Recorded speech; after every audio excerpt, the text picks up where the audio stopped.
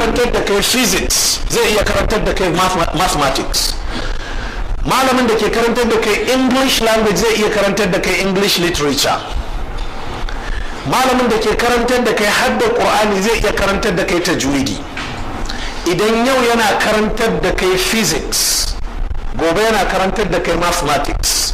Lokacin jarabawa idan ya rubuto maka jarabawa ta physics, sai ka ɗauki answer sheet ɗin sai ka amsa mathematics da ke karantar da kai, kuma amsoshin suka zama daidai, formulation da komai ya zama daidai. Will he mark you right?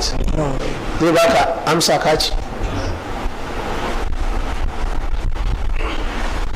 Asalin abin da ya cuce mu a ƙasar nan jama'a, yawancin mutane 'yan bid'a ne suka karantar da su. In ba haka ba za a ce magana annabi ba ta da kima. Ana ce maka annabi ya ce, sai ka ce ka matsa wa mutane. Ai duk wanda aka yi yayi. Kai kenan aiko da annabi bai da ma'ana, da na annabi da na wani yayi. Kenan yanzu muhimmancin annabi babu shi.